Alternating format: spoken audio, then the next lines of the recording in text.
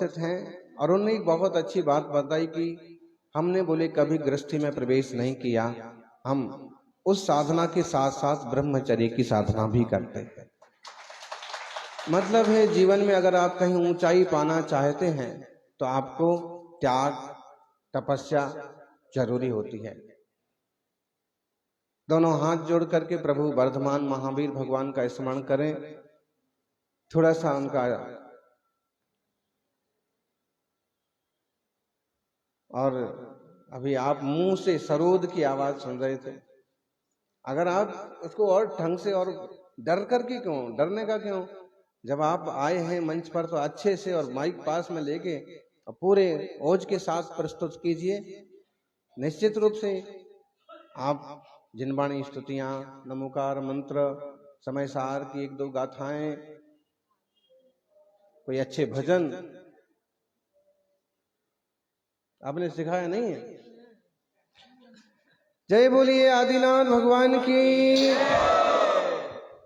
जय बोलो महावीर स्वामी की, जय बोलो महावीर स्वामी की, जय बोलो महावीर स्वामी की, हो जय बोलो महावीर स्वामी की। घट घट के अंतर्यामी की, घट घट के अंतर्यामी की, जय बोलो महावीर स्वामी की, जय बोलो महावीर स्वामी की। माइक की आवाज बढ़ाओ।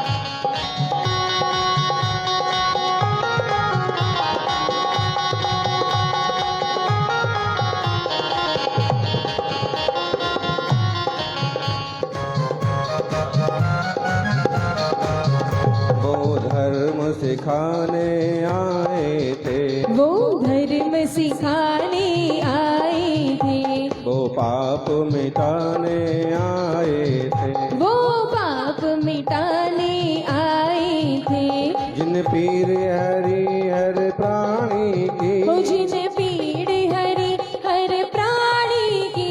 जय बोलो महावीर स्वामी की, जय बोलो महावीर स्वामी की, हो घट घट के अंतर्यामी की, हो घट घट के अंतर्यामी की, हो जय बोलो महावीर स्वामी की। बोल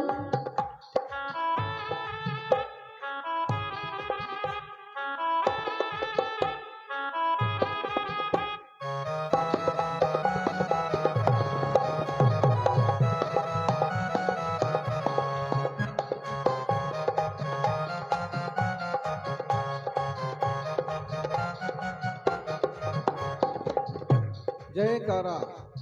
वर्तमान जिन शासन नायक वर्धमान महावीर भगवान की, आचार्य श्री आदि सागर जी महाराज की, आचार्य महावीर कीर्ति महाराज की, तपस्वी सम्राट गुरुदेव आचार्य श्री सन्मति सागर जी महाराज की। बोले परम पूज्य चतुर्थ पट्टाधीश्वरिया चक्रवर्ती वर्तमान के वर्तमान राष्ट्र संत राष्ट्र गौरव आचार्य भगवान श्री सुनील सागर जी गुरुदेव की। सुनने वाले सुनो ध्यान से, सुनने वाले सुनो ध्यान से, सारे आज गरीब अमीर, सुनने वाले सुनो ध्यान से, सारे आज गरीब अमीर, सबकी ही तस्वीर रहेगी, नहीं रहेगा सदा शरीर। किसी ही की तस्वीर रहेगी, नहीं रहेगा सदा शरीर। एक प्रश्न होना चाहिए कि जिस शरीर के लिए हम इतना उद्यम कर रहे हैं वो शरीर कब तक रहने वाला है।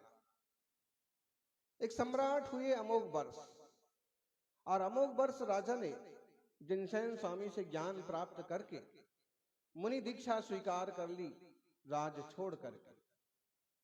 और फिर उन्होंने एक छोटी सी रचना की जिसमें अपने जीवन के अनुभवों का निचोड़ उन्होंने भरा। वे कहते हैं, प्रणिपत्य वर्धमानम प्रश्नोत्तर रत्न मालिकाम बक्षे नाग नरामर वंद्यम देवम देवाधिपम वीरम। जो देवों के देव हैं ऐसे देव वीर भगवान को नमस्कार करके मैं कुछ प्रश्न उत्तर करूंगा। वर्धमान को वंदन करके, जो हमेशा बढ़ते हैं और शरण में आने वालों को बढ़ाते हैं, वो वर्धमान कहलाते हैं। सौभाग्यशालियों, देवाधिदेव हैं। उनके जीवन में प्रश्न आया था, शरीर कब तक रहने वाला है। उन्हें मालूम पड़ा केवल 72 साल। जब 72 साल ही रहने वाला है तो क्यों ना इसका पूरा का पूरा सदुपयोग किया जाए। और आपको याद होगा 24 तीर्थंकरों में महावीर स्वामी ऐसे तीर्थंकर हैं जिनने सबसे छोटी वय में मोक्ष मार्ग को पकड़ लिया। विवाह भी नहीं किया, राज भी नहीं किया, शादी भी नहीं की, परिवार भी नहीं बनाया, माता पिता ने खूब मनाया, लेकिन उन्होंने कह दिया पिताश्री समय बहुत कम है। माँ ने कहा बेटा पहले तीर्थंकर ऋषभ देव ने भी तो विवाह किया था, ब्राह्मी सुंदरी जैसी उनकी बेटियां थीं। देखिए ये भी नलनी कमलनी। और उन दोनों बेटियों ने ब्राह्मी लिपि का आविष्कार किया और सुंदरी ने गणित विद्या का आविष्कार किया। अरे बेटा उनके 100 बेटे भी थे, 101 पुत्र थे। भरत चक्रवर्ती बने, बाहुबली, कामदेव और सारे के सारे एक से एक महावीर अपनी माँ की बात सुनते। उन्हें सब कुछ पता है और वो माँ की बातों पर मुस्कुराते रह जाते। और फिर जब कुछ ना बोलते तो माँ कहती कि जब उनने विवाह किया था तो तुझे करने में क्या तकलीफ है। उनने कहा उनके पास बहुत वक्त था, मेरे पास उतना समय नहीं है। केवल 72 वर्ष इस देह में रहना है। इस 72 वर्ष के जो कुछ समय मिले हैं उन समयों से मुझे अपने आत्मा को परमात्मा बना लेना है। युवाओं छोटे छोटे नियम तो लो। कल एक युवा को कहा, आगे आगे आ रहा था आहार देने के लिए, तो पूछ लिया बाजू वालों ने रात्रि भोजन त्याग है। तो एकदम से बिजली के झटके की तरह पीछे चला गया। अरे भाई छोटे मोटे व्रत तो पालन करो, ब्रह्मचर्य व्रत की एक बड़ी साधना है। उतना बड़ा ना जमे तो अणुव्रत पालन करो। रात्रि भोजन त्याग की एक बड़ी साधना है। चारों प्रकार का त्याग ना जमे तो अन्न का त्याग कर लो और ये निश्चय कर लो कि भोजन होगा तो घर का होगा, भोजन होगा तो घर का होगा, विश्वसनीय होगा, शुद्ध होगा। एक संकल्प जरूर होना चाहिए कि ना होटल में जाएंगे ना बार में जाएंगे। युवाओं का नहीं, हर एक व्यक्ति का, ना होटल में जाएंगे। कभी होता है बाहर गए हैं कुछ ना मिला तो आपको किसी शाकाहारी भोजन करना पड़ता है, किसी होटल में करना पड़ता है। एक अपवाद छोड़ दो। और नहीं तो संकल्प होना चाहिए कि ना होटल में जाएंगे ना बार में जाएंगे, जब भी अवसर मिला प्रभु के दरबार में जाएंगे। जब भी मौका मिलेगा गुरु के दरबार में जाएंगे।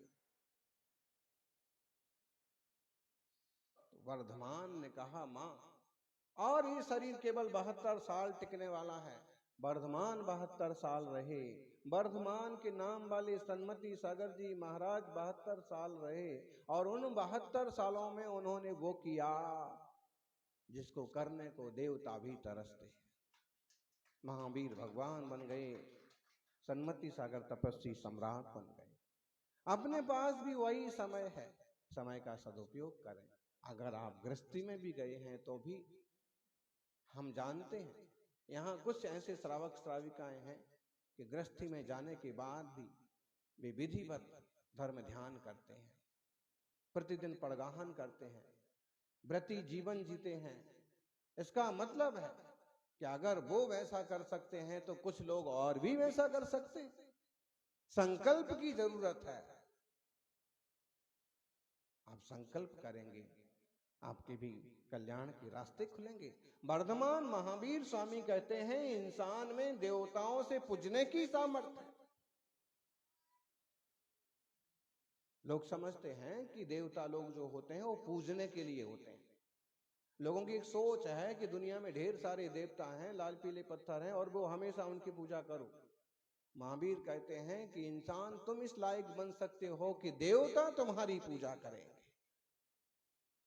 और उनका जो सूत्र है बहुत फेमस, धम्मो मंगल मुक्तिठम अहिंसा संयमो तबो देवाभी तस् पणमंती जस धम्मे सया मरो। महावीर भगवान कहते हैं कि देवता भी उन्हें नमस्कार करते हैं, उन्हें प्रणाम करते हैं। किनको? धम्मो मंगल मुक्तिठम, धर्म सबसे उत्कृष्ट मंगल है। कौन सा धर्म? किसी धर्म का नाम नहीं लिया, ऐसे नहीं कहा जैन धर्म, बुद्ध धर्म, हिंदू धर्म, ऐसे नहीं कहा। बस धम्मो मंगल मुक्तिठम। कौन सा धर्म? अहिंसा संयमो तवो। कौन सा? हाँ, अहिंसा संयम तप रूप जो धर्म है। अगर आज आप अहिंसा संयम तप या शाकाहार आदि का प्रचार करना चाहते हैं तो उसे आप जैन धर्म, हिंदू धर्म इस तरह से जोड़ करके करेंगे तो कठिन होगा। आज आपको उसको वैज्ञानिक भाषा में पेश करना पड़ेगा। किन तत्वों से आपकी मानसिक शांति बनी रहती है, वो पुण्य है, वो आपके लिए लाभदायक है। और किन तत्वों से अशांति बढ़ती है, इस तरह का विभाजन करके मेडिकल साइंस में भी इस बात को रखा जा सकता है कि लोगों के लिए यह तरह का खान पान,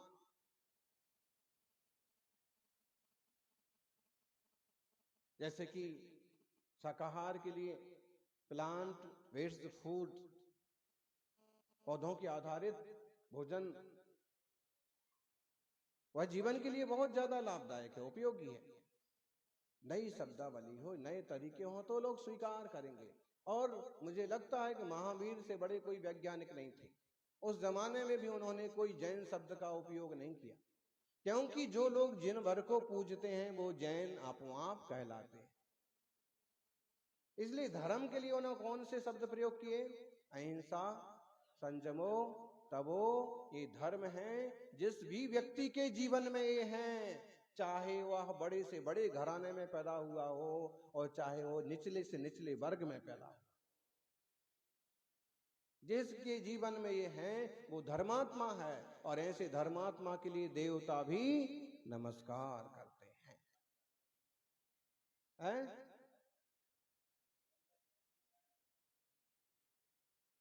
जिनवाणी का स्वाध्याय करें, पुराण शास्त्रों का स्वाध्याय करें तो अंजन जैसे लोग भी पूजे गए, यमपाल चांडाल जैसे लोग भी प्रतिष्ठित लोगों की श्रेणी में शामिल हो गए, वेश्या को भी सम्मान मिला और निचले लोग भी सम्मान के पात्र बने, क्योंकि वो महावीर भगवान की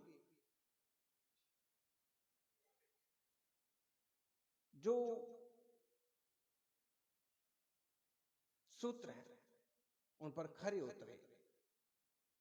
ऐसी धर्म की परिभाषा दुनिया में मिलना मुश्किल है। आजकल देखिए लोग कहते हैं ईसाई ही धर्म है, यहां आने वालों का ही कल्याण होगा। कुछ लोग कहेंगे इस्लाम में आने वालों का ही जन्नत मिलेगा। और इस तरह की जबरदस्त खींचतान मचा डालते हैं कि संप्रदायवाद के दंगे खड़े हो जाते हैं। पूरी जिनवाणी उठा के देख लो, वहां ऐसे शब्द ही नहीं मिलेंगे। वहां तो यह मिलेगा कि आप खुद होनहार प्रभु हैं, अहिंसा, संयम और तप, ये सबसे बड़ा धर्म है। और इस पर जो चलेंगे वो खुद भगवान बनेंगे। सौभाग्यशालियों, अमोघ वर्ष ने, सम्राट अमोघ वर्ष ने इस बात को अपने जीवन में समझ लिया कि सम्राटाई से कुछ नहीं होना है, ये राजा के जीवन से कुछ लाभ नहीं है। शांति चाहिए तो मुनि बनना पड़ेगा, और मुनि बने।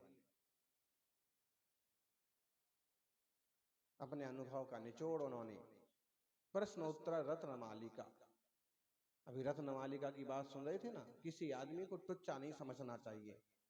अक्सर कर अमीर लोग गरीबों को चोर समझ लेते हैं, अहंकारी लोग कमजोर लोगों को तुच्छ समझते हैं। कौन कितना बुद्धिमान है, कौन कितना प्रज्ञावान है, कौन कितना गंभीर है और कौन कितना होनहार है, तुमको क्या पता। सहजता से पेश आओ ना, और बहुत सारे श्रावक आपको ऐसे मिलेंगे बड़ी शालीनता से पेश आते हैं। सौभाग्यशालियों, अभी सुन रहे थे ना हैं,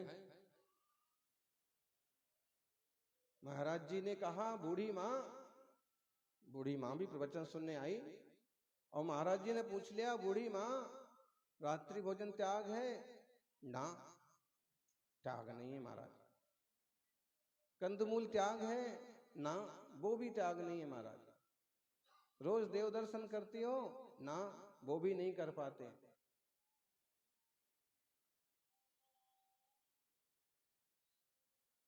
झगड़े का त्याग है? ना, तो रत्न प्रभा तुम्हारा पक्का। अब बूढ़ी माँ ने कोई शब्द सुने हो तब ना, लेकिन ये जरूर सुना, रत्न प्रभा मतलब, रत्न का मतलब तो अच्छा ही होता है। बूढ़े ने माँ ने कहा कि महाराज, मैं जीवन में ना दर्शन करती हूँ, ना कुछ त्याग व्रत है, बल्कि झगड़े करती हूँ। मेरे को कहाँ रत्न प्रभा मिलने वाला? रत्न प्रभा तो आप जैसे साधु संतों को ही मिल सकती। महाराज ने सोचा था कि बताइए, इसको समझा देवे कि ये सारे अवगुण रहेंगे तो रत्न प्रभा नरक में, पहले नरक में जाना पड़ेगा। बूढ़ी माँ ने तो महाराज को ही ठेल दिया। इसलिए कभी शब्द भी सोच विचार के बोलना चाहिए। किसी ने बुद्धि का ठेका थोड़ी ले रखा, एक सामान्य आदमी भी कलाकार हो सकता है। बुद्धि किताबों के पढ़ने से मिल सकती है, लेकिन विवेक जीवन के अनुभवों से आता है। वो अभी मल्लाह की कहानी सुन रहे थे आप।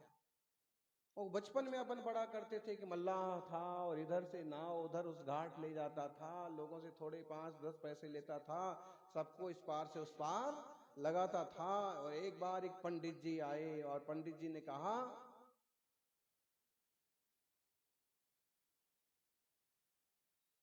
इतिहास का कुछ ज्ञान है?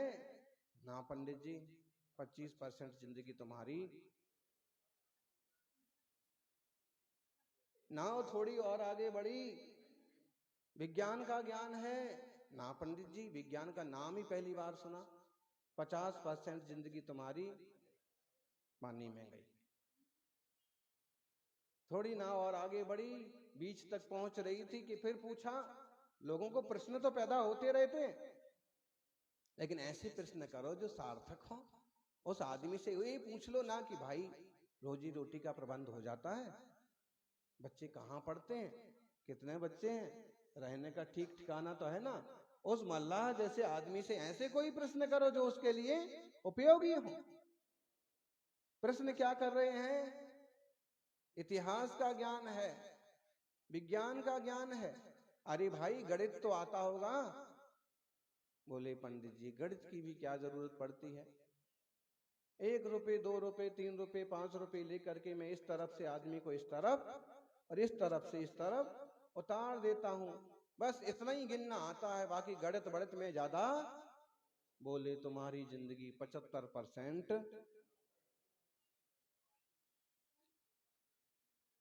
बस 75% कहना हुआ कि कहीं से जोर की लहरें आ गईं, तूफान जैसे उठने लगा, नाव डगमगाने लगी।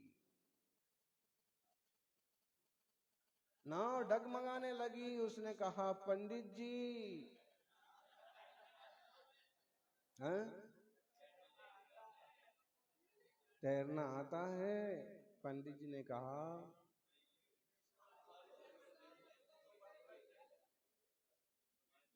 तुम्हारी जिंदगी तो।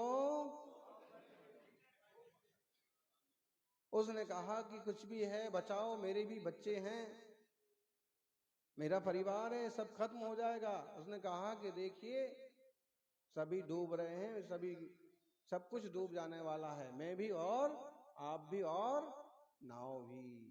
नहीं नहीं, कुछ भी करके कहते हैं। मल्लाह ने पहले भी ऐसा एक पंडित मिला था, उसके साथ भी ऐसे ही बात हुई थी, और पहला वाला पंडित डूब करके, तब से उसने क्या किया कि कुछ भी हो, अब की बार ऐसा कोई पंडित मिलेगा तो उसको। तो उसने कहा कि देखिए, ऐसा पहले भी हुआ था, शायद तुम्हारे पिताजी रहे होंगे, और अब तब से मैंने एक नमूना, मैंने कमर में जो बांध रखा है ना अपना धोती, इसको क्या बोलते हैं, आधी धोती। आप लोग जो आजकल आधा पहनते हैं वो क्या कहलाता है, बरमूडा,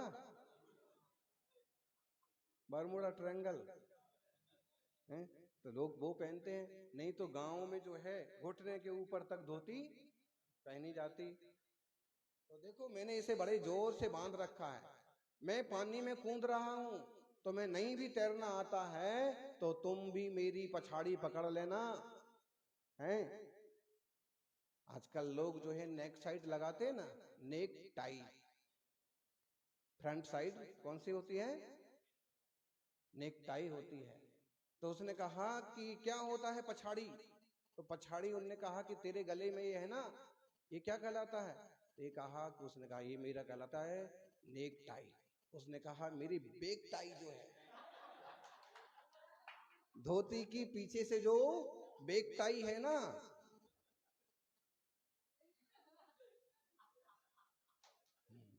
तो तू मेरी बेक टाई पकड़ लेना, पीछे से धोती पकड़ लेना, तो डूब नहीं पाएगा, मैं तैरता जाऊंगा और तू भी मेरे साथ पार हो जाएगा।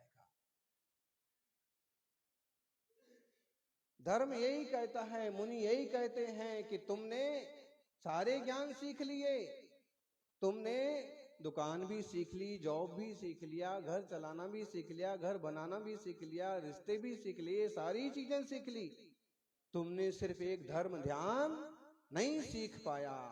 कोई बात नहीं, अब तक नहीं सीख पाया, आप कोशिश करो, और अब भी नहीं समझ में आ रहा है तो कोई धर्मात्मा तरने लगे तो तू भी उनके साथ चल देना, तेरा भी बेड़ा पार। इतना तो हो सकता है ना युवाओं, बहुत किताबें नहीं पढ़ सकते हैं तो मुनिराज 10-5 कदम चलें, आधा किलोमीटर चलें तो उनके साथ चल के चले जाओ। वो आए तो उनके साथ देखा देखी, अपने खुद नजरें जमीन देखने लगती हैं कि भाई नीचे देख के महाराज चल रहे, नीचे देख के चलना है, बिना कहे क्रिया समिति का पालन हो जाता है। महाराज जी का आज अंतरा है, आहार आधा हुआ है, आज तो मन हो रहा है कि मेरे हाथों से हुआ अंतरा है, मैं भी उपवास कर लूं, एक आसन कर लूं, और कुछ नहीं तो आज मैं बाहर नहीं खाऊंगा, रात में नहीं खाऊंगा। बिना उपदेश के उपदेश मिलता है, और ज्ञानी की संगति से जीवन बदलता है। सौभाग्यशालियों, मुनिराज कहते हैं अमोघ वर्ष का खलु नालंक्रियते दृष्टार्थ दृष्टा दृष्टार्थ साधन पटीयान कंठस्थितया विमल प्रश्नोत्तर रत्न मालिकया।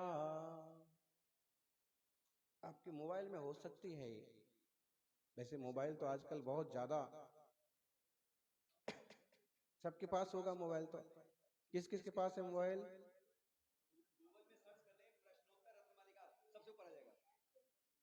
ऐप पर भी है एक, ये जो ऐप है ना, ये ऐप मतलब क्या होता है, एप्पल, हाँ, तो इसमें भी है सदमती सुनीलम।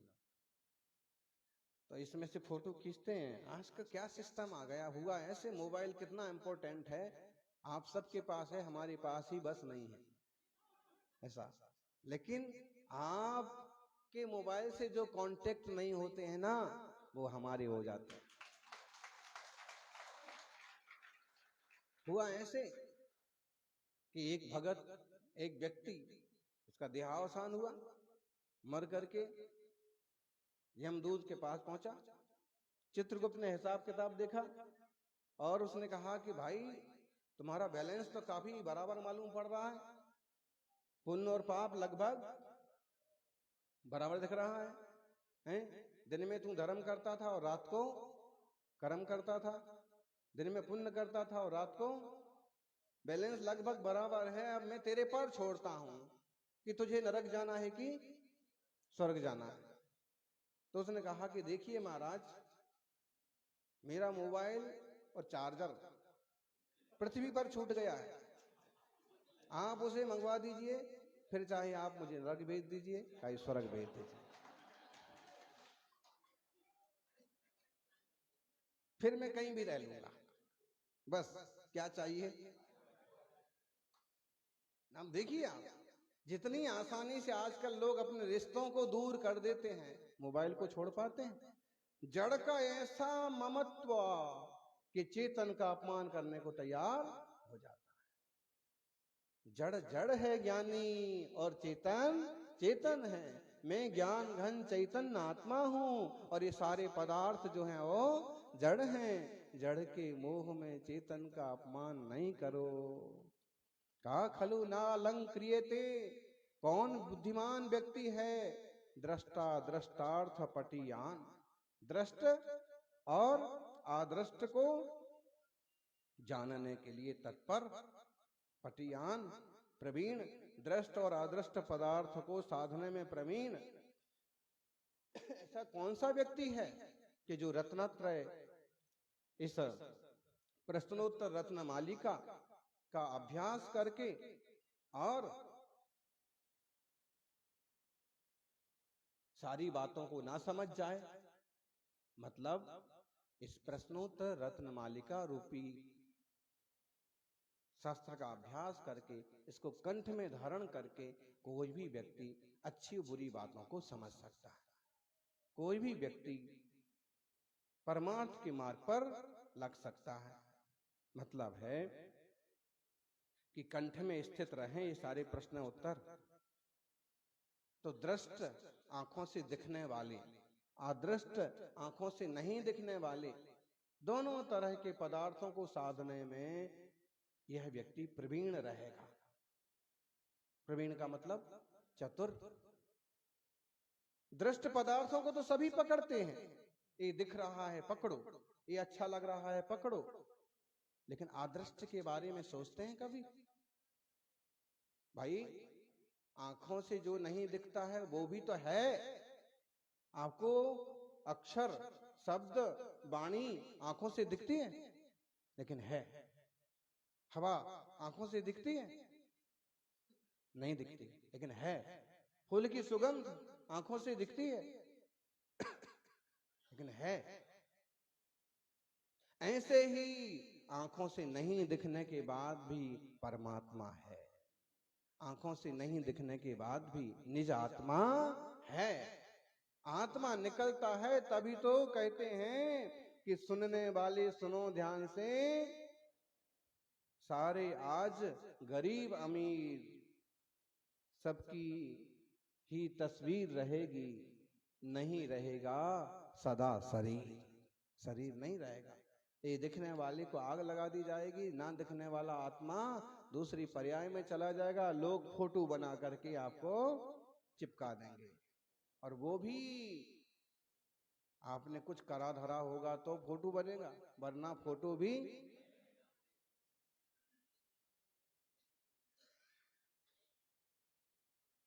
दृष्ट और अदृष्ट दोनों को भी समझने का प्रयास करना चाहिए। भगवान नहीं दिखते हैं तो भगवान नहीं है क्या? बोलो माताओं, भगवान हैं? कहां पर हैं भगवान?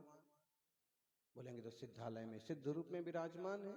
वर्तमान में विदेह क्षेत्र में जो अरहंत प्रभु ग्रहार विहारमान है वीस तीर्थंकर, वो अरहंत दशा में है।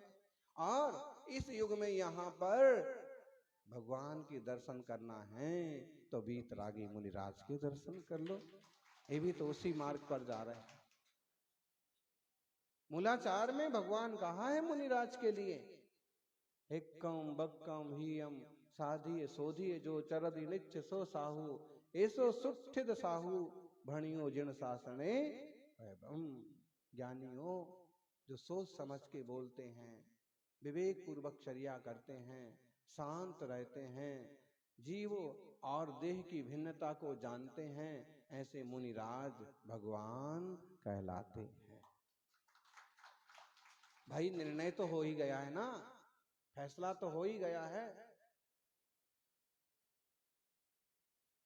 अब सिद्ध दशा में पहुंचने की देर है, तो सार्थक प्रश्न करिए। जीवन में झगड़े पैदा हो जाते हैं प्रश्न करने से। जैसे जैसे उन्होंने कहा भाई साहब थोड़ा आगे सरकिए, आप कहते क्यों सरकिए? वो कहता है कि मैं प्रेम से बोल रहा हूं सरको। अच्छा नहीं सरकूंगा तो अब बेमतलब की बात हो गई ना। उन्होंने कहा था अगर आपकी जगह नहीं थी तो ये मत बोलो कि जगह नहीं है, थोड़ा ही सा वहां से यहां से ऐसे हिल लो, उसको संतोष तो हो गया हाँ कि थोड़ा सा बात तो। ऐसे ही घर में होता है, श्रीमती जी का श्रीमान जी का कोई भी बात है, इतनी देर तक कहाँ थे जी? या तो सहजता से बताओ कि आज अमुक काम आ गया था और इसलिए देर हो गई है। तुम पूछने वाली कौन होती हो? अभी कोई तरीका है? श्रीमती जी अगर कदाचित देर से आए और इतनी देर कहाँ थी तुम, तो या फिर तरीका ये कि भाई देर कैसे हो गई।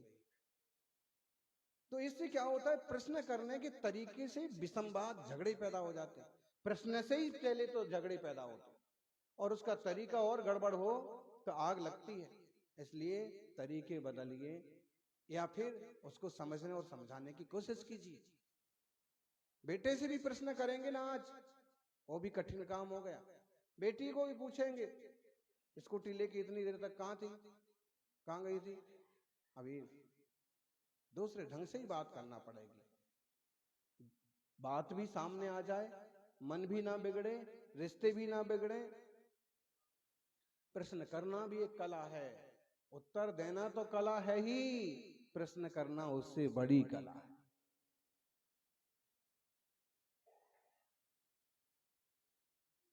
क्वेश्चन आंसर, थोड़े से प्रश्न उत्तर के माध्यम से जीवन की धाराएं बदल जाती,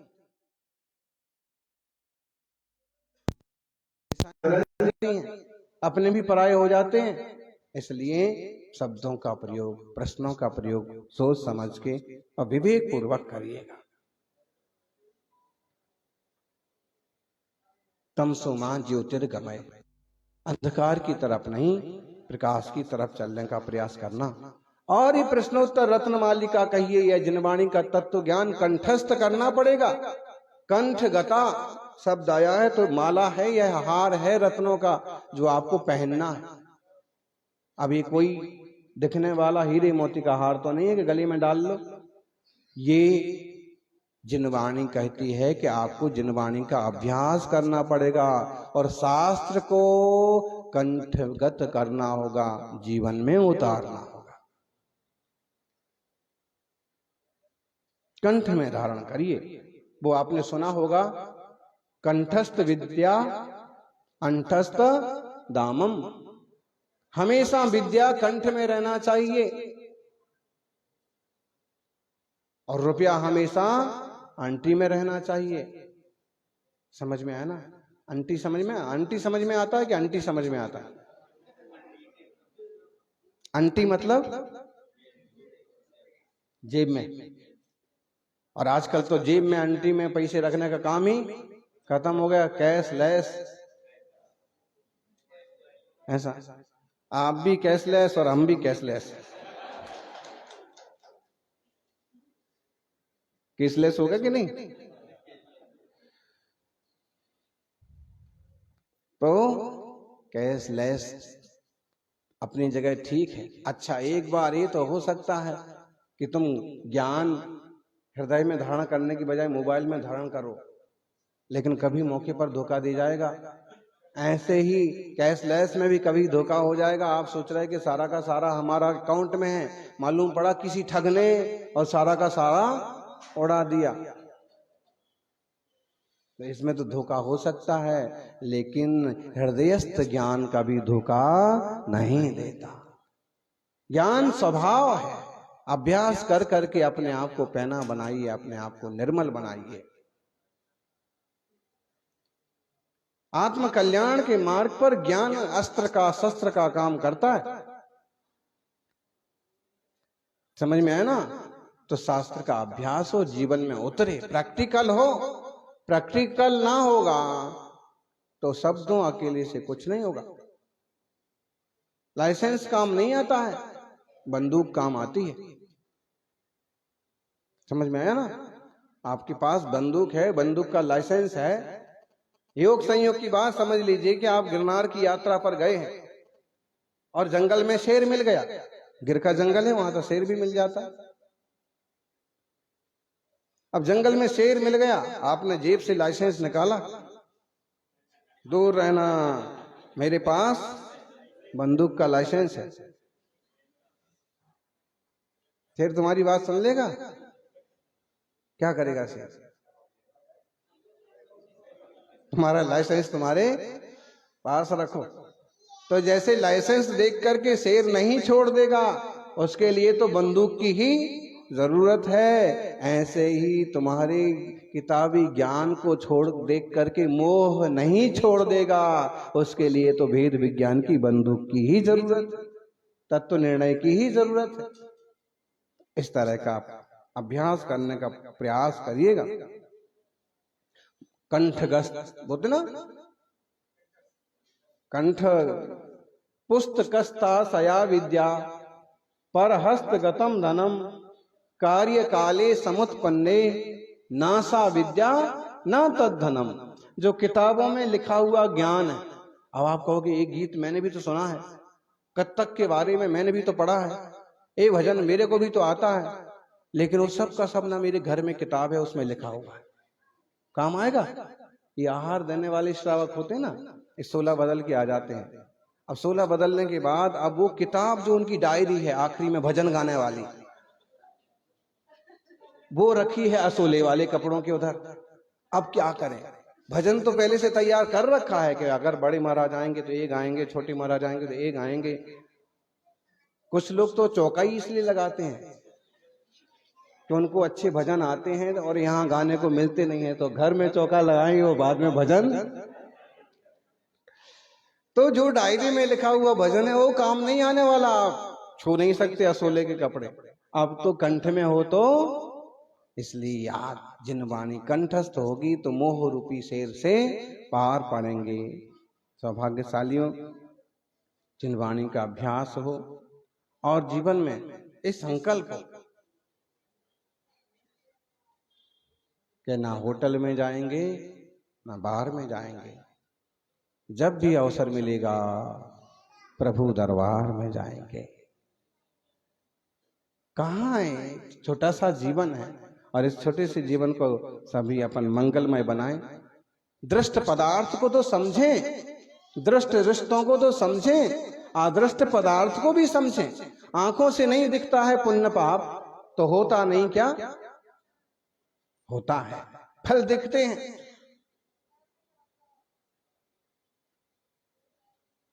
सत्कर्म दुष्कर्म आंखों से नहीं दिखते हैं, होते तो हैं।